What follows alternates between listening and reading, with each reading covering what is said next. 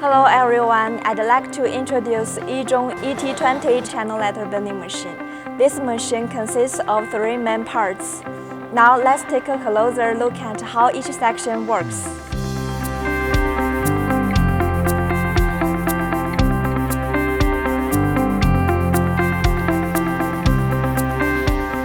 Manipulator alternately clamps the feed. Double ball screw with linear guide drive, large torque, high precision, fast speed.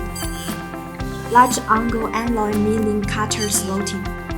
The positive angle is slotted according to the angle of the graph, and the reverse angle is slotted on the back.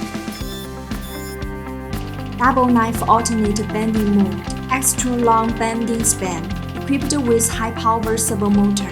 Delta servo system ensure the accuracy and stability of the machining process. To ensure that the equipment can still process products with excellent forming degree under the working condition of continuous and high-speed operation.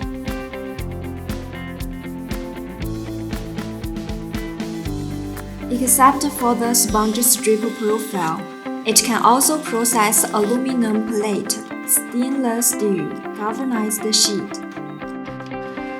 Customized blade can choose different types of bending blade according to processing materials.